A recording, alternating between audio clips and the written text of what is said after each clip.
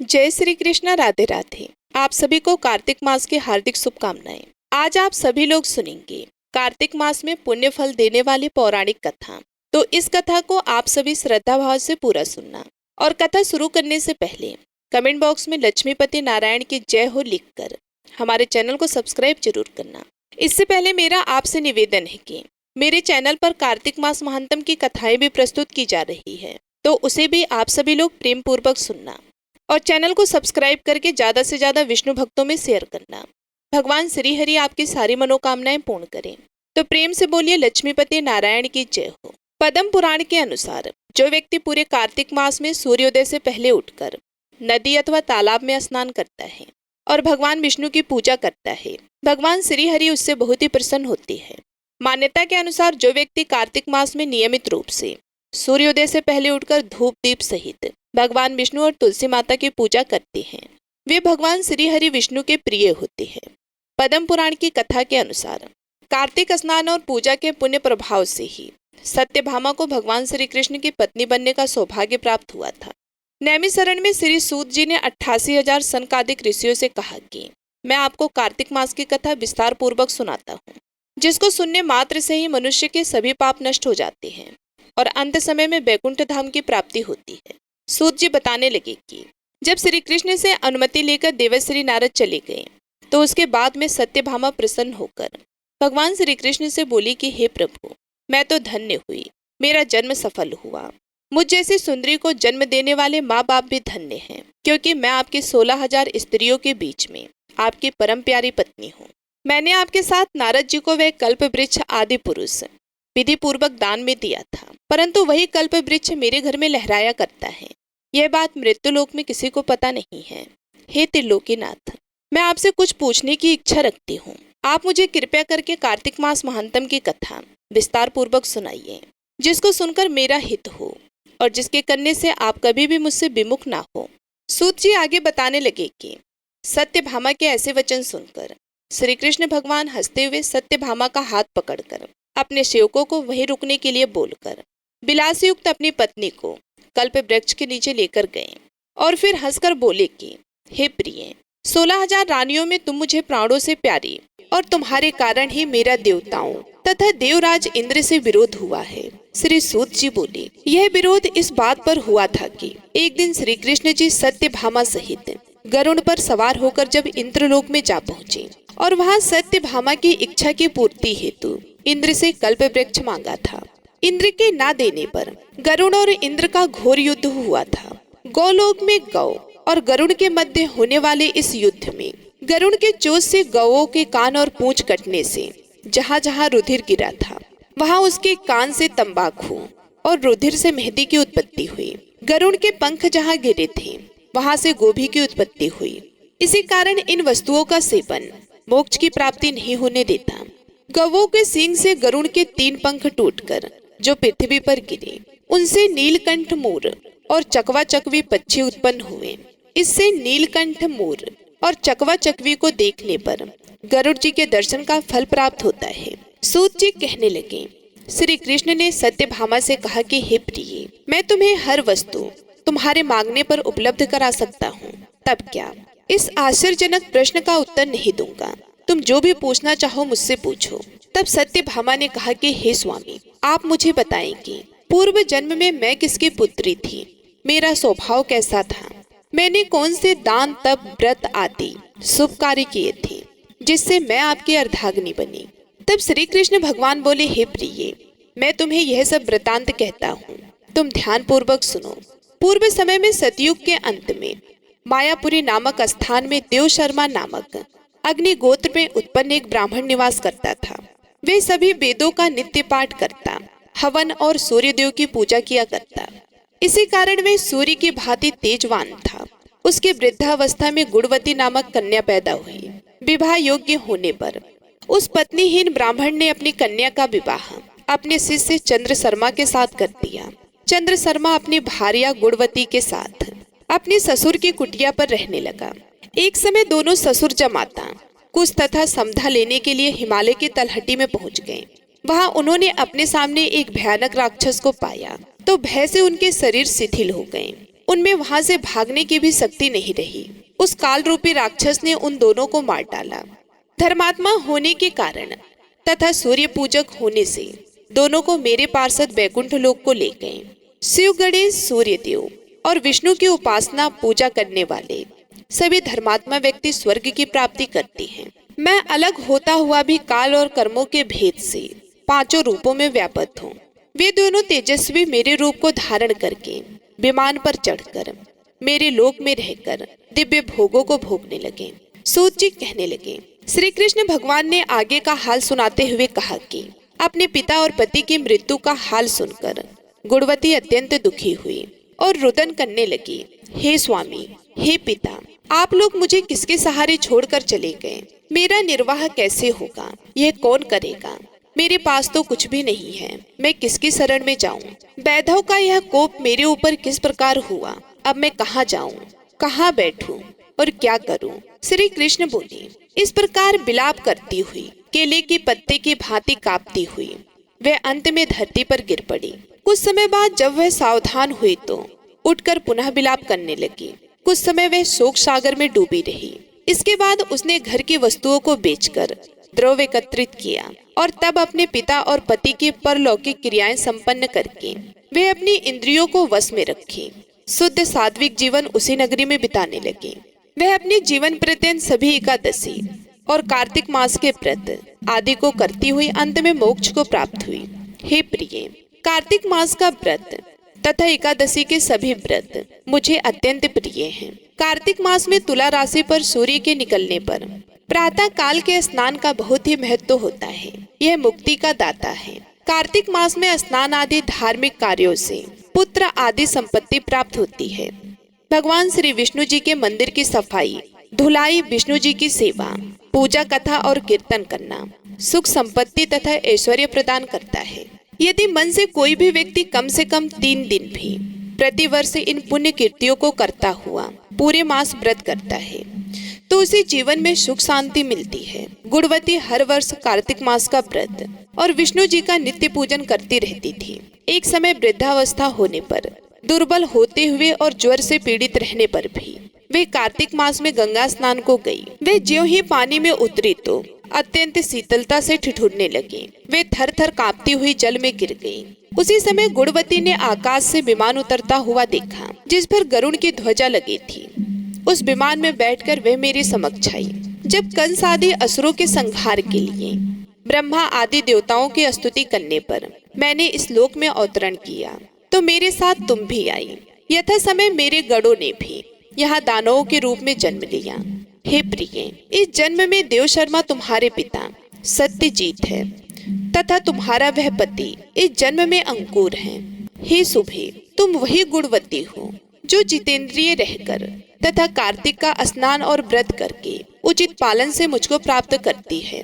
तुमने जो कभी मेरे मंदिर में तुलसी जी का एक पौधा लगाया था वही पौधा अब कल्प वृक्ष के रूप में है। तुमने कार्तिक मास में जो दीपदान किए थे और मेरी सेवा और पूजा संयम नियम के साथ की थी उसी से तुम में तुम्हारे ग्रह में लक्ष्मी का निवास है। तुमने संपूर्ण व्रत आदि पति स्वरूप भगवान को अर्पण किए, उसी फल की प्राप्ति से तुम मेरी भार्या बन सकी हो। इन्हीं के कारण तुम्हें किसी भी कारण मेरा वियोग नहीं लगेगा। हे प्रिय, यज्ञ दान तप आदि करने वाले मनुष्यों को तो कार्तिक मास के व्रत स्नान से प्राप्त होने वाले फल का 1/2 भाग भी प्राप्त नहीं होता। श्री सूत जी कहने लगे, हे ऋषियों, अपने पूर्व जन्म का यह वर्णन सुनकर सत्यभामा जी अत्यंत प्रसन्न हुई और भगवान श्री कृष्ण को नमस्कार करके कहने लगी, जय श्री राधे कृष्णा। आज का अध्याय समाप्त हुआ। अब आप सुनिए तुलसी माता की कथा। एक बार एक गांव में एक बुजुर्ग महिला रहा करती थी। वह बहुत ही पूजा पाठ किया करती थी। वह रोज तुलसी माँ की पूजा करती थी। वह बुजुर्ग महिला रोज तुलसी माता से कहती कि हे तुलसी माँ, तुम मुझे बहू दो, पीताम्बर की धोती दो, मीठा मीठा ग्रास दो, बैकुंठ में वास दो, चटक की चाल दो, पटक की मौत दो, चंदन का काट दो, रानी सा काज दो, दाल भात का भोजन दो, 11 की मौत दो और कृष्ण जी का कंधा दो। वे बुजुर्ग महिला हर महीने में तुलसी माता की रोज पूजा करती और उनके विरले को रोज सींचती। तुलसी माता बुजुर्ग महिला की बात सुनकर धीरे धीरे सूखने लगी। तभी भगवान श्री कृष्ण जी ने देखा कि तुलसी माता सूख रही हैं और तभी एक दिन भगवान श्री कृष्ण तुलसी माता जी के पास प्रकट हुए और भगवान श्री कृष्ण जी ने तुलसी माता से पूछा कि तुम क्यों सूख रही हो? सभी महिलाएं तुम्हारी पूजा करती हैं और तुमको रोज सींचती हैं, लेकिन फिर भी तुम सूखती जा रही हो, इसका कारण क्या है? जिसके बाद तुलसी माता ने भगवान श्री कृष्ण जी से कहा कि हे प्रभु, एक बुजुर्ग महिला मेरे पास रोज आती है और रोज एक ही बात बोलती है, कहती है कि हे तुलसी माता सबकी दाता, मैं तेरा बिरला सींचती हूँ, तुम मुझे बहू दे, पीताम्बर की धोती दे, मीठा मीठा ग्रास दे, बैकुंठ में वास दे, चटक की चाल दे, पटक के मौत दे, चंदन का काट दे, रानी सा रास दे, दाल भात का भोजन दे, 11 के मौत दे और कृष्ण जी का कंधा दे। मैं उस बुजुर्ग महिला की सारी मनोकामनाएं पूरी कर सकती हूँ, लेकिन उसकी एक मनोकामना पूरी नहीं कर सकती। मैं कृष्ण जी का कंधा कहाँ से दूंगी? भगवान श्री कृष्ण जी तुलसी माता की बात सुनकर जोर जोर से हंसने लगे और फिर भगवान श्री कृष्ण जी ने तुलसी माता जी से कहा कि तुम चिंता मत करो, जब ये बुजुर्ग महिला की मृत्यु होगी तब मौके पर मैं उसको कंधा दे दूंगा। अब सुबह जब वह पूजा करने आए तब कह देना कि सब कुछ तुम्हें मिल जाएगा। कुछ दिनों बाद वह वृद्ध महिला ठोकर खाकर रास्ते में गिरकर मर गई। पूरे गांव के सभी लोग आए और उस महिला को सभी लोग धर्मात्मा मानते थे। उसको तुलसी जी की डोकरी कहते थे। उसके परिवार में कोई भी नहीं था, इसलिए गांव वाले ने ही उसके अंतिम संस्कार करने की योजना बनाई और उसे नहलाकर जब बैकुंठी पर बिठाने के लिए उसे उठाने लगे तो उसका मृत शरीर इतना भारी हो गया था कि उसे कोई उठा ही नहीं पाया। यह सब देखकर वहां के सभी लोग तरह तरह की बातें करने लगे और कहने लगे कि यह इतना पूजा पाठ करती थी, हर समय माला फेरती थी, इसलिए यह इतनी भारी हो गई है। वे पूरे गांव में चर्चा होने लगी कि डोकरी माई कोई भक्ति नहीं करती थी, ये छल कपट करती थी। हम जिसे धर्मात्मा समझते थे वह पापी है जो कि किसी से भी नहीं उठ पा रही है। यह इसके कर्मों की सजा है। इधर भगवान ने सोचा कि मेरे भक्तों की निंदा हो रही है, इसलिए भगवान ने बूढ़े ब्राह्मण का भेष धारण करके वहां पर आए और वहां पर एक व्यक्ति से पूछने लगे कि यहाँ पर इतनी भीड़ क्यों लगी है, जिससे लोग कहने लगे कि यह डोकरी माई मर गई है और पाप इतना था कि जिससे ये उठ नहीं पा रही हैं। सब उठा उठा कर थक गए। तब ब्राह्मण ने कहा कि मुझे एक बात डोकरी के कानों में कहने दो, फिर वे देखो कैसे उठती हैं। तो सभी लोगों ने कहा कि आप भी प्रयास करके देख लीजिए। तब भगवान ने उस वृद्ध महिला के कानों में कहा कि हे डोकरी माई, देखो मैं आ गया हूँ। और जो डोकरी पूजा करते समय शब्द कहती थी वह शब्द उसके कानों में कहने लगे, तू बिड़ला सींच, तेरा मैं करूँ निस्तारा, मेरा डोकरी माई बहू ले, बेटी ले पोता ले, लड्डू ले पीताम्बर की धोती ले, गहना ले घी का घड़ा ले, मीठा मीठा खीर और पूड़ी ले, दाल भात का भोजन ले, धन दौलत ले, बेटा पोता को ले, काम ले, तुलसी को पताका ले, मुंह में गंगा जल ले, 11 के दिन ले, चंदन को दाग ले, श्री कृष्ण जी का कंधा ले। इतना सुनते ही डोकरी हल्की हो गई। भगवान ने बोला आओ और उसको उठाओ। भगवान ने हाथ लगाया और डोकरी उठ गई। सबको बड़ा ही आश्चर्य हुआ। उसे खूब धूमधाम से ले जाया गया। भगवान उसे अपने कंधे पर ले गए। पूरे गांव में इसकी चर्चा होने लगी, जिससे उसको मुक्ति मिल गई और वह बैकुंठ में चली गई। सभी लोग देखते रहे। सभी लोगों ने देखा कि शमशान घाट तक तो ब्राह्मण साथ ही आया था, लेकिन अब वह दिखाई नहीं दे रहा। इससे लोगों को समझ में आ गया कि वो कोई और नहीं, स्वयं भगवान बूढ़े ब्राह्मण के रूप में आए थे। बोलिए श्री राधा कृष्ण भगवान की जय। बोलिए श्री तुलसी शालिग्राम जी की जय। अब आप सुनिए तुलसी माता की दूसरी कथा। इस कथा को पूरा सुनने से सभी मनोकामनाएं पूर्ण हो जाती हैं। सावड़ी मुनि की पुत्री तुलसी अपूर्व सुंदरी थी। उनकी इच्छा थी कि उनका विवाह भगवान नारायण के साथ हो। इसके लिए उन्होंने नारायण पर्वत के चोटी में स्थित बद्री वन में घोर तपस्या की। दीर्घ काल तक तपस्या के उपरांत ब्रह्मा जी ने प्रसन्न होकर दर्शन दिया और वर मांगने को कहा। तुलसी जी ने कहा, हे सृष्टिकर्ता ब्रह्मदेव, आप अंतर्यामी हैं, सबके मन की बात आप जानते हैं, फिर भी मैं अपनी इच्छा आपसे बताती हूँ। मैं चाहती हूँ कि भगवान श्री नारायण मुझे पति रूप में मिले। ब्रह्मा जी ने कहा, तुम्हारा अविष्ट तुम्हें अवश्य मिलेगा। अपने पूर्व जन्म में किसी अपराध के कारण तुम्हें श्राप मिला है। इसी प्रकार भगवान श्री नारायण के एक पार्षद को भी दानव कुल में जन्म लेने का श्राप मिला है। दानव कुल में जन्म लेने के बाद भी उसमें नारायण का अंश विद्यमान रहेगा। इसलिए इस जन्म में पूर्व जन्म के पाप के समन के लिए संपूर्ण नारायण तो नहीं मिलेंगे, लेकिन नारायण के अंश से युक्त दानव कुल में जन्मे उस श्रापग्रस्त पार्षद से तुम्हारा विवाह होगा। श्राप मुक्त होने पर भगवान श्री नारायण सदा सर्वदा के लिए तुम्हारे पति हो जाएंगे। तुलसी ने ब्रह्मा के इस वरदान को स्वीकार किया, क्योंकि मानव कुल में जन्म लेने के कारण उसे मायावी भोग को तो भोगना ही था। तुलसी बद्रीवन में ही रहने लगी। नारायण का वह पार्षद दानव कुल में जलंधर के नाम से पैदा हुआ था। कुछ दिनों बाद वह भ्रमण करता हुआ बद्रीवन में आया। यहाँ तुलसी को देखते ही वह उस पर मंत्रमुग्ध हो गया। तुलसी के सामने उसने अपने विवाह का प्रस्ताव रखा। इतने में ही महामुनि ब्रह्मा जी आ गए और तुलसी से कहा कि हे तुलसी, जालंधर को देखो, कैसा देवोम उसका स्वरूप है। दानव कुल में जन्म लेने के बाद भी लगता है जैसे इसके शरीर में नारायण का वास हो। तुम प्रस्ताव को सहर से स्वीकार कर लो। तुलसी को भी लगा कि उसकी तपस्या पूर्ण हुई, उसे इच्छित फल मिला है। जालंधर के साथ उसका गंधर्व विवाह हो गया और वे जालंधर के साथ उसके महल में पत्नी बनकर आ गई। जालंधर ने अपनी परम सुंदरी सती साध्वी पत्नी तुलसी के साथ बहुत दिनों तक राज्य किया। उसने अपने राज्य का इतना विस्तार किया कि देवलोक तक उसके अधिकार में आ गया। स्वर्ग का सुख भोगने वाले देवताओं की दशा भिखारियों जैसी हो गई। जालंधर किसी को कष्ट नहीं देता था, पर अधिकार और राज्य छिन जाने से सारे देवता मिलकर ब्रह्मा, विष्णु और शिव जी की सभा में गए तथा अपनी विपत्ति सुनाई। ब्रह्मा जी ने कहा कि तुलसी परम साध्वी है, उसका विवाह जालंधर से मैंने ही करवाया था। जालंधर को तब तक नहीं हराया या मारा जा सकता जब तक तुलसी को छला न जाए। विष्णु जी ने कहा, जालंधर पूर्व जन्म में मेरा पार्षद था। श्राप के कारण उसे दैत्य कुल में जन्म लेना पड़ा। इस जन्म में भी मेरा अंश उसमें व्यापक है। साथ ही तुलसी के पतिव्रत धर्म से वह अजय है। फिर देवताओं की सहमति से भगवान शिव ने जालंधर के पास संदेशा भेजा कि या तो वह देवताओं को राज्य लौटा दे या फिर उनसे युद्ध करे। जालंधर शंकर जी के पास पहुंचा। उसने कहा, देवाधिदेव, आपके लिए देवताओं का पक्ष लेना उचित नहीं है। राज्य बढ़ाना हर राजा का कर्तव्य है। मैं किसी को दुखी नहीं कर रहा हूँ। देवताओं से कहिए कि वे मेरी प्रजा बनकर रहें। मैंने आपका कोई भी अपमान नहीं किया है। हमारा आपका युद्ध शोभा नहीं देता है। अगर आप हार गए तो बड़ी लज्जा की बात होगी। मैं हार गया तो आपकी कीर्ति बहुत अधिक नहीं बढ़ेगी। भगवान शंकर फिर हंसने लगे। वे तो सब रहस्य समझते थे। तुलसी और जालंधर के पूर्व जन्म के श्राप की अवधि लगभग पूर्ण हो चुकी थी।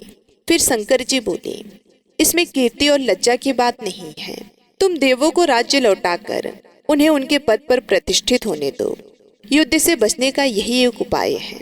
जालंधर ने कहा, मैंने युद्ध के बल से देवलोक जीता है। कोई उसे युद्ध के द्वारा ही वापस ले सकता है। यह मेरा अंतिम उत्तर है। अब मैं जा रहा हूँ। ऐसा कहकर जालंधर चला गया। उसने अपनी पत्नी तुलसी को सारी बातें बताई और कहा कि कर्म भोग सब काल सूत्र में बंधा है। जीवन में हर्ष, शोक, भय, सुख, दुख, मंगल, अमंगल, ये सब काल के अधीन है। हम तो केवल निमित्त हैं, संभव हैं। भगवान शिव देवों का पक्ष लेकर मुझसे युद्ध करें। तुम चिंता मत करना। तुम्हारी सती तेज मेरी रक्षा करेगी। दूसरे दिन भगवान शंकर के नेतृत्व में देवताओं ने युद्ध छेड़ दिया। जालंधर ने भीषण बाणों की वर्षा कर उनका वेग रोका। उसके प्रहार से देवता डगमगाने लगे। उसने दानवी शक्ति का प्रयोग कर मायावी युद्ध आरंभ किया। युद्ध स्थल पर वे किसी को भी दिखाई नहीं देता था, पर उसके अस्त्र शस्त्र प्रहार कर देवों को घायल कर रहे थे। देवगण अपने अस्त्र चलाए तो किस पर चलाएं, क्योंकि कोई शत्रु सामने था ही नहीं। कई दिनों तक इस तरह भयंकर युद्ध चला। जालंधर पराजित नहीं हुआ। तब शिव जी ने विष्णु जी से कहा कि विष्णु जी, कुछ तो उपाय करो, अन्यथा मेरा तो सारा यश मिट्टी में मिल जाएगा। विष्णु जी ने सोचा, बल से तो जालंधर को हराया नहीं जा सकता, इसलिए छल का सहारा लेना ही पड़ेगा। उन्होंने तुरंत अपना स्वरूप जालंधर जैसा बनाया और अस्त्र शस्त्र से सुसज्जित हो तुलसी जी के पास पहुंच गए और बोले कि प्रिय, मैं युद्ध जीत गया। सारे देवता भगवान शंकर समेत हार गए। इस खुशी में आओ, मैं तुम्हें अपने अंग से लगा लूं। पति को प्रत्यक्ष खड़ा देख तथा विजय का समाचार सुन वह दौड़कर मायावी जालंधर के गले से लिपट गई। इस प्रकार पति पत्नी दोनों ने आलिंगन किया, खूब खुशी मनाई। पर पुरुषों के साथ इस प्रकार के व्यवहार से उसका सती तेज नष्ट हो गया। उसका सती तेज जो जालंधर के कवच के रूप में रक्षा कर रहा था, वह कवच नष्ट हो गया। जालंधर शक्तिहीन हो गया। यह जानते ही भगवान शंकर ने अपने त्रिशूल से प्रहार किया। त्रिशूल के लगते ही जालंधर जलकर भस्म हो गया। जालंधर के मरने को जानकर भगवान विष्णु अपने असली रूप में आ गए। सामने अपने पति जालंधर के स्थान पर भगवान विष्णु को खड़ा देख तुलसी बहुत विस्मित हुई। उसको पता लग गया कि स्वयं नारायण ने उसके साथ छल किया है। क्रोध में आकर तुलसी जी ने श्राप दिया, एक सती स्त्री का सतीत्व भंग करने के अपराध में तुम हृदयहीन पत्थर हो जाओ। विष्णु जी ने तुलसी के श्राप को सिरोधार्य कर कहा, हे देवी, तुम्हारे तथा जालंधर के कल्याण के लिए मुझे ऐसा करना पड़ा। तुम दोनों को श्राप मुक्त करना था। तुम भी अब अपना शरीर त्याग कर तुलसी बिरवा के रूप में जन्म लोगी और मेरी पूजा तुलसी दल से होगी। मैं शालिग्राम पत्थर बनूंगा। मेरे शीश पर तुम आदर से विराजमान होगी। तुम्हारे पति के हड्डियों के चूर्ण से शंख की उत्पत्ति होगी। उस शंख की ध्वनि से देवताओं तथा मेरी पूजा आराधना होगी। जहाँ शंख ध्वनि होगी वहाँ मंगल में विराजमान रहूंगा। तुमने पूर्व जन्म बद्रीवन में मुझे पाने के लिए बड़ी तपस्या की थी। अब अगले जन्म में मैं नारायण प्रस्तर के रूप में बद्रीवन में स्थापित होऊंगा और मेरी पूजा अर्चना फल फूल से ना होकर तुम्हारी तुलसी दल से होगी। मेरी शीश पर विराजमान होकर तुम मुझसे भी ऊंचा पद प्राप्त करोगी। बोलिए श्री तुलसी शालिग्राम भगवान की जय। बोलिए श्री लक्ष्मी बद्रीनाथ भगवान की जय। प्रेम से बोलिए भगवान विष्णु और तुलसी माता की जय। आइए अब सुनते हैं गरीब ब्राह्मण और तुलसी माता की कहानी। एक नगर में एक गरीब ब्राह्मण अपनी पत्नी के साथ रहता था। वे भिक्षा मांगकर अपना सारा जीवन गुजारता था और भगवान की पूजा में लगा रहता था। वे उतनी ही भिक्षा मांगता था जिससे उसके और उसके परिवार का पेट भर सके। उस नगर का राजा बहुत धनवान और ब्राह्मणों का आदर करने वाला था। राजा किसी भी ब्राह्मण को अपने महल से खाली हाथ नहीं जाने देता था। दूर दूर से ब्राह्मण राजा के पास आते और उससे मुंह मांगा दान लेकर आशीर्वाद देते हुए चले जाते। एक दिन ब्राह्मण की पत्नी ने ब्राह्मण से कहा कि दूर दूर के ब्राह्मण राजा से मनचाहा दान लेकर चले जाते हैं और तुम यहाँ के होकर भी एक दिन भी राजा के पास नहीं गए। जन्म भर कंगाली कहाँ तक झेली जाएगी। आज तुम जाओ और राजा से कुछ मांग कर लाओ। ब्राह्मण ने अपनी पत्नी को समझाते हुए कहा कि तू तो बावरी है, हमें धन की क्या आवश्यकता है। हमें इतना तो मिल ही जाता है जिससे हम अपना पेट भर सकें और राजा का धन अच्छा नहीं होता, वे हमें नहीं लेना चाहिए। ब्राह्मण की पत्नी जिद पर अड़ गई और बोली कि मैं तुम्हारी एक भी बात सुनने वाली नहीं हूँ। कब तक हम कंगाली में जीते रहेंगे। तुम तो रोज माला लेकर बैठ जाते हो। अपने बच्चों को क्या खिलाएं और क्या पहनाएं। जब बच्चे दूसरे बच्चे को पहनते ओढ़ते और खाते पीते देखते हैं तो उनका मन भी लल जाता है। आज तुम राजा के पास जाओ। राजा बहुत भला व्यक्ति है, वे हमें जरूर मुंह मांगा दाम देगा। मजबूर होकर ब्राह्मण राजा के महल की ओर चल दिया, पर राजा उस समय महल में नहीं था। ब्राह्मण को वापस लौटना पड़ा। दूसरे दिन ब्राह्मण की पत्नी ने ब्राह्मण को फिर से महल भेजा, परंतु राजा फिर से महल में नहीं मिला। तीसरे दिन राजा महल में मिल गया और उसने ब्राह्मण का स्वागत किया और उसे आसन पर बिठाया और 2 दिन ना मिल पाने के लिए क्षमा भी मांगी। राजा ने कहा, मैं आपकी क्या सेवा कर सकता हूँ। ब्राह्मण ने कहा, जो मैं मांगूंगा क्या आप उसको दे सकेंगे। राजा ने कहा, हाँ कहिए, मैं आपकी क्या सेवा कर सकता हूँ। ब्राह्मण ने निवेदन किया, महाराज मैं कुछ और नहीं चाहता, बस आप मुझे अपने पसीने की कमाई से 4 पैसे दान में दे दीजिए। ब्राह्मण की बात सुनकर राजा चौंक गया और सोचने लगा, खजाने में बहुत सारा धन पड़ा है पर मेरी मेहनत की 1 कौड़ी भी नहीं है। राजा ने ब्राह्मण से कहा, आप मुझे 1 दिन का समय दें, मैं कल आपको आपका मुंह मांगा दान दूंगा। ब्राह्मण को जब खाली हाथ देखा तो पत्नी बोली, क्या हुआ, राजा ने कुछ नहीं दिया। ब्राह्मण बोला, राजा ने कल देने के लिए कहा है। ब्राह्मण की पत्नी सोचने लगी, शायद इन्होंने बहुत सारा धन मांगा होगा और राजा को इसकी व्यवस्था करने में समय लग रहा होगा, इसलिए कल बुलाया है। दूसरी ओर राजा ने अपने राजसी कपड़े बदलकर फटे पुराने कपड़े पहने और मजदूर जैसा भेष बना लिया। अब राजा की पत्नी ने देखा और कारण पूछा तो राजा ने सब कुछ बताया। रानी बोली, मैं भी आपके साथ चलूंगी। राजा के हाँ कहने पर रानी भी पुरानी साड़ी पहनकर आ गई। इस प्रकार राजा और रानी मजदूरी की तलाश में शहर निकले। लोहारों के मोहल्ले में जाकर राजा ने आवाज लगाई, किसी को मजदूर चाहिए? तो आखिरकार एक लोहार ने उन्हें बुला लिया, जो पहिए पर हल चढ़ाने की तैयारी कर रहा था। उसने राजा से कहा, देखो, पहले तुम्हें ये खल धूकनी पड़ेगी और जब आग आ जाए फिर उसके बाद खल पीटना होगा। फिर रानी की ओर देखकर कहा कि तुम्हें कुएं में से पानी लेकर हौदी भरनी होगी और कोयले वाले घर से कोयला लेकर भट्टी में डालना होगा। तुम दोनों को दिन भर में 2-2 आने मिलेंगे। अगर काम पसंद हो तो बोलो, नहीं तो अपना रास्ता नापो। राजा रानी लोहार के बताए काम को करने लगे। राजा खला ढोकने लगा, पर उससे काम ठीक से नहीं हो पा रहा था। लोहार नाराज होकर राजा को ठीक से काम करने के लिए कहता, तो राजा जैसे तैसे अपना काम करने लगे। रानी भी कुएं से पानी भरकर लाने लगी। रानी के हाथ में फफोले हो गए। किसी तरह बड़ी कठिनाइयों से उसने पानी का हौदा भरा। उसके बाद रानी कोयला लाकर भट्टे में डालने लगी। भट्टी में आग आने पर लोहार ने बाड़ भट्टी में से निकालकर पहिए पर जमाई और एक घन अपने हाथ में लेकर और एक राजा के हाथ में देकर कहा, देखो, बारी बारी से घन इस पर पटकना, हाथ इधर उधर ना हो पाए। राजा जोर जोर से घन पटकने लगा, लेकिन उसका निशाना ठीक नहीं बैठता। कभी घन हाथ पर गिरता तो कभी पहिए पर। मजदूरों का यह हाल देखकर लोहारन बड़बड़ाती हुई आई और लोहार से कहने लगी, तुमने कहाँ से ये नौसिखिए मजदूर काम पर लगाए हैं? इनसे काम नहीं होगा। ये मजदूर तुम्हारा सब काम बिगाड़ देगा।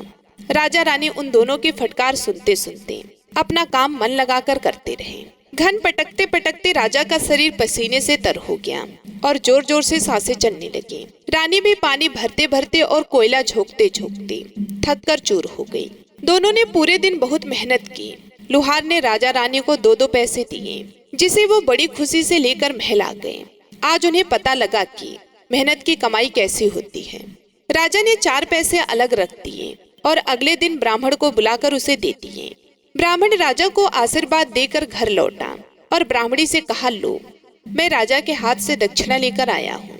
ब्राह्मणी खुश होकर दौड़ती हुई आई और जब उसने 4 पैसे देखे तो वे ठिठक कर रह गई और उन्हें फेंक दिया। वे जल भुनकर ब्राह्मण से बोली, तुम जैसे दरिद्र से राजा के यहाँ जाकर भी कुछ नहीं मांगा गया, सर में भी नहीं आती। ये कहकर वे रूठ कर चली गई और बहुत देर तक बड़बड़ करती रही। ब्राह्मण ने उन 4 पैसों को उठाकर तुलसी घर के पास रख दिया और सोचा जब ब्राह्मणी शांत हो जाएगी तो जरूरत पड़ने पर उठा लेगी। परंतु कई दिनों तक पैसे वहीं रखे रहे और फूल बेलपत्र ऊपर से गिर गिर कर मिट्टी में दब गए। ब्राह्मण और ब्राह्मणी दोनों ही उन सिक्कों के बारे में भूल गए।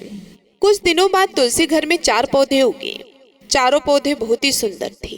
ये देखकर ब्राह्मणी रोज उनमें पानी डालती। 4 महीने बाद वे पौधे बड़े हो गए और उनमें फूल लगने लगे।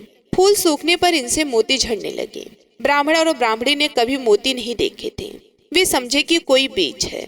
हर रोज कई फूल झड़ते और बहुत मोती पूरी तुलसी घर में बिखर जाते। ब्राह्मणी उन मोतियों को समेटकर घर के एक कोने में डाल देती। इस तरह वहां मोतियों का ढेर लग गया। एक दिन एक सब्जी वाली आई। ब्राह्मणी को सब्जी लेनी थी, पर उसके पास पैसे नहीं थे। उसने सब्जी वाले से कहा, क्या तुम इन चमकदार चीजों के बदले सब्जी दे सकती हो? सब्जी वाली ने देखा तो वह पहचान गई कि यह तो मोती है। उसने खुशी खुशी ब्राह्मणी को उन मोतियों के बदले उसकी मनपसंद सब्जी दे दी। अब से हर रोज ऐसा होने लगा। ब्राह्मणी और सब्जी वाले दोनों खुश थे। सब्जी वाली यह सोचकर खुश थी कि मुझे 1 पैसे की तरकारी के बदले हजारों का माल मिलता है, और ब्राह्मणी यह सोचकर खुश थी कि इन चीजों के बदले सब्जी मिल जाती है। इस प्रकार कई महीने बीत गए। उधर राजमहल में कई राजहंस थे जो मोती चुगते थे। राजा का यह नियम था, जब राजहंस मोती चुग लेते थे इसके बाद ही राजा और उनका परिवार भोजन करता था। एक समय बाद राजा का सारा धन उन मोतियों और दान देने में खर्च हो गया। अब राजा को मोती खरीदने के पैसे तक नहीं बचे। ये खबर पूरे नगर में फैल गई। ब्राह्मण और ब्राह्मणी को जब यह पता चला तो उन्होंने यही विचार किया कि राजा बहुत दानी और नेक दिल है। उसने अपना सब कुछ दान कर दिया, यहाँ तक कि शायद उनके पास खाने को भी कुछ नहीं है। ऐसे हालत में हमें उन लोगों की सहायता करनी चाहिए। तो ब्राह्मण ने कहा, अगर तू कहे तो इसमें से कुछ बीज राजा को दे दो। तो ब्राह्मणी कहती है, इससे सब्जी और खाने की चीजें मिल जाती हैं। ब्राह्मणी ने कहा, हाँ, मैं रोज इसके बदले सौदा लिया करती हूँ। ऐसा कहकर ब्राह्मणी एक टोकरी बीज भर लाई। ब्राह्मण राजा के पास पहुंचा और उसे वह मोती दिए और राजा को सारी बात बताई। राजा उन मोतियों को देखकर चौंक गया। उसने मोती राजहंस को दिए। राजहंस उन्हें चुगने लगा। यह देखकर राजा ने ब्राह्मण से कहा, एक मोती सैकड़ों रुपए का है, सच बताओ आपके पास इतने मोती कहाँ से आए? ब्राह्मण बोला, महाराज, ऐसे तो हमारे घर पर बहुत है। और राजा को पूरी बात बताई।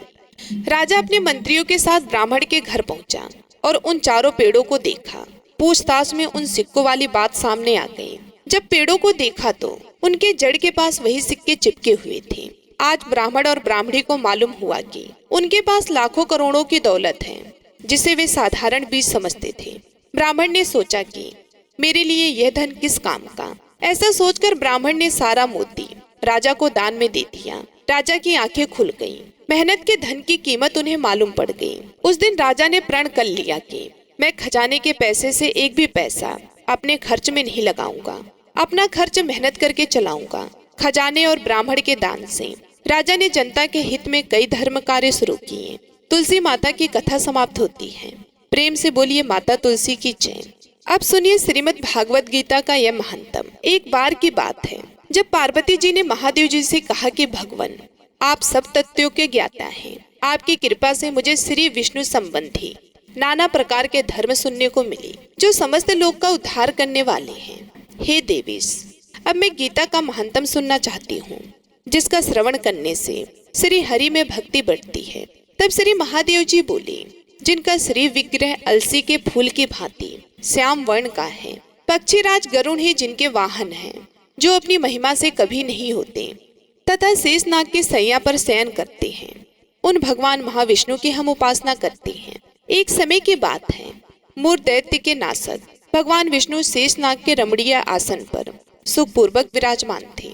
उस समय समस्त लोगों को आनंद देने वाली भगवती लक्ष्मी ने आदर पूर्वक प्रश्न किया। श्री लक्ष्मी जी ने पूछा कि भगवान, आप संपूर्ण जगत का पालन करते हुए भी अपने शव के प्रति उदासीन से होकर जो इस क्षीर सागर में नींद ले रहे हैं, इसका क्या कारण है? श्री भगवान बोले, सुमुखी, मैं नींद नहीं लेता हूँ। अपितु तत्व का अनुसरण करने वाले अंतर्दृष्टि के द्वारा अपने ही महेश्वर तेज का साक्षात्कार कर रहा हूँ। देवी, ये वही तेज है जिसका योगी पुरुष कुसार्ग बुद्धि के द्वारा अपने अंतःकरण में दर्शन करते हैं, जिसमें विद्वान वेदों का सार तत्व निश्चित करते हैं। वे महेश्वर तेज एक अजर प्रकाश स्वरूप आत्म रूप, रोग शोक से रहित अखंड आनंद का पुंज निष्पत्ति है। इस जगत का जीवन उसी के अधीन है, मैं उसी का अनुभव करता हूँ। अतः हे देवेश्वरी, यही कारण है कि मैं तुम्हें नींद लेता सा प्रतीत हो रहा हूँ। श्री लक्ष्मी जी ने कहा कि ऋषिकेश, आप ही योगी पुरुषों के ध्येय हैं। आपके अतिरिक्त भी कोई ध्यान करने योग्य तत्व है, ये जानने की मुझे बड़ी कौतूहल हो रही है। इस चराचर जगत के सृष्टि और संहार करने वाले स्वयं आप हैं। आप सर्व सामर्थ हैं। इस प्रकार की स्थिति में होकर भी यदि आप उस परम तत्व से भिन्न हैं, तो मुझे उसका बोध कराइए। तब श्री भगवान बोले, प्रिय, आत्मा का स्वरूप दैत्य और आदैत्य से पृथक भाव और अभाव से मुक्त तथा आदि और अंत से रहित है। शुद्ध ज्ञान के प्रकाश से उपलब्ध होने वाला तथा परम आनंद स्वरूप होने के कारण एकमात्र सुंदर है। वही मेरा ईश्वरीय रूप है। आत्मा का एक तत्व ही सबके द्वारा जानने योग्य है। गीता शास्त्र में इसी का प्रतिपादन हुआ है। अमित तेजस्वी भगवान विष्णु के यह वचन सुनकर माता लक्ष्मी ने शंका उपस्थित करते हुए कहा, भगवान, यदि आपका स्वरूप स्वयं परम आनंदमय और मनवाणी की पहुंच के बाहर है, तो गीता कैसे उसका बोध कराती है? मेरे इस संदेह का आप निवारण कीजिए। भगवान श्री हरि बोले, सुंदरी, सुनो, मैं गीता में अपनी स्थिति का वर्णन करता हूँ। क्रमशः 5 अध्यायों को तुम 5 मुख जानो, 10 अध्यायों को 10 भुजाएं समझो और 1 अध्याय को उदर, 2 अध्यायों को दोनों चरण कमल जानो। इस प्रकार ये 18 अध्यायों की वांग्मयी ईश्वर मूर्ति ही समझनी चाहिए।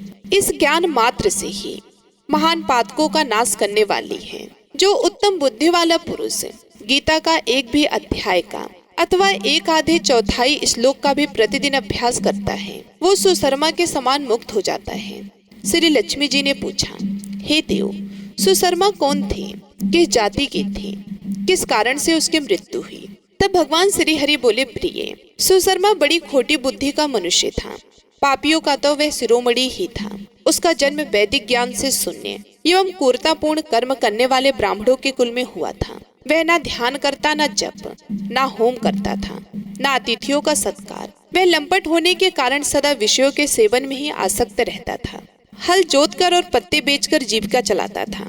उसे मदिरा पीने का शौक था, वेश्याओं की संगति में रहता था और वह मांस भी खाया करता था। इस प्रकार उसने अपने जीवन का दीर्घ काल व्यतीत कर दिया। एक दिन मूढ़ बुद्धि सुशर्मा पत्ते लेने के लिए किसी ऋषि की वाटिका में घूम रहा था। इसी बीच काल रूपधारी काले सर्प ने उसे डस लिया। सुशर्मा की मृत्यु हो गई। तादांतर वह अनेक नरकों में जाकर वहां की यातनाएं भोग कर मृत्युलोक में लौट आया और वहां बोझा ढोने वाला बैल हुआ। उसी समय किसी अपाहिज ने अपने जीवन को आराम से व्यतीत करने के लिए उसे खरीद लिया। बैल ने अपनी पीठ पर अपाहिज का भार ढोते हुए बड़े कष्टों से 7-8 वर्ष बिताए। एक दिन उस अपाहिज ने किसी ऊंचे स्थान पर बहुत देर तक बड़ी तेजी के साथ उस बैल को घुमाया। इससे वे थक कर बड़े बेग से पृथ्वी पर जा गिरा और मूर्छित हो गया। उस समय वहां पर कौतूहलवश आकृष्ट होकर बहुत से लोग एकत्रित हो गए। उस जन समुदाय में से किसी पुण्य आत्मा व्यक्ति ने उस बैल का कल्याण करने के लिए उसे अपना पुण्य दान दे दिया। तत्पश्चात कुछ दूसरे लोगों ने भी अपने अपने पुण्य को याद करके उन्हें उसके लिए दान किया। उस भीड़ में एक वेश्या भी खड़ी थी। उसे अपने पुण्य का पता नहीं था, तो उसने भी लोगों को देखा देखी उस बैल के लिए कुछ त्याग किया। तभी यमराज के दूत उस मरे हुए प्राणी को पहले यमपुरी में ले गए। वहां यह विचार करके कि यह वेश्या के दिए हुए पुण्य से पुण्यवान हो गया है, उसे छोड़ दिया जाए। फिर वे भूलोक में आकर उत्तम कुल और शीलवान ब्राह्मणों के घर में उत्पन्न हुआ। उस समय भी उसे अपने पूर्व जन्म की बातों का स्मरण बना रहा। बहुत दिनों के बाद अपने अज्ञान को दूर करने वाले कल्याण तत्व का जिज्ञासु होकर वह उस वेश्या के पास गया। उसके दान की बातें बताते हुए उसने पूछा, तुमने कौन सा पुण्य दान किया था? वेश्या ने उत्तर दिया, वहां पिंजरे में बैठा हुआ तोता प्रतिदिन कुछ पढ़ता है, उससे मेरा अंतःकरण पवित्र हो गया। उसी का पुण्य मैंने तुम्हारे लिए दान किया था। इसके बाद उन दोनों ने तोते से पूछा। तब उस तोते ने अपने पूर्व जन्म का स्मरण करके प्राचीन इतिहास कहना आरंभ किया। तोता बोला, पूर्व जन्म में मैं विद्वान होकर भी विद्वता के अभिमान से मोहित रहता था। मेरा राग द्वेष इतना बढ़ गया था कि मैं गुणवान विद्वानों के प्रति भी ईर्ष्या भाव रखने लगा। फिर समय अनुसार मेरी मृत्यु हो गई और मैं अनेक घृणित लोकों में भटकता फिरा। उसके बाद इस लोक में आया। सदगुरु की अत्यंत निंदा करने के कारण तोते के कुल में मेरा जन्म हुआ। पापी होने के कारण छोटी अवस्था में ही मेरे माता पिता से वियोग हो गया। एक दिन मैं ग्रीष्म काल में तपे हुए मार्ग पर पड़ा था। वहां से कुछ श्रेष्ठ मुनि मुझे उठा लाए और महात्माओं के आश्रय में आश्रम के भीतर एक पिंजरे में उन्होंने मुझे डाल दिया। वहीं मुझे पढ़ाया गया। ऋषियों के बालक बड़े आदर के साथ गीता के प्रथम अध्याय की आवृत्ति करते थे। उन्हीं से सुनकर मैं बारंबार पाठ करने लगा। इसी बीच में एक चोरी करने वाले बहेलिये ने मुझे वहां से चुरा लिया। तत्पश्चात इस देवी ने मुझे खरीद लिया। यही मेरा वृतांत है, जिसे मैंने आप लोगों से बता दिया। पूर्व काल में मैंने इस प्रथम अध्याय का अभ्यास किया था, जिससे मैंने अपने पाप को दूर किया है। फिर उसी से इस वैश्य का भी अंतःकरण शुद्ध हुआ है और उसी के पुण्य से यह द्विश्रेष्ठ सुशर्मा भी पाप से मुक्त हुए हैं। इस प्रकार परस्पर तालाब और गीता के प्रथम अध्याय के महंतम की प्रशंसा करके वे तीनों निरंतर अपने अपने घर पर गीता का अभ्यास करने लगे। फिर ज्ञान प्राप्त करके वे मुक्त हो गए। इसलिए जो भी मनुष्य श्रीमद् भागवत गीता के प्रथम अध्याय को पढ़ता, सुनता और अभ्यास करता है, उसे इस भवसागर को पार करने में कोई भी कठिनाई नहीं होती और वह मनुष्य भगवान श्री विष्णु के लोक को जाता है। ओम नमो भगवते वासुदेवाय नमः।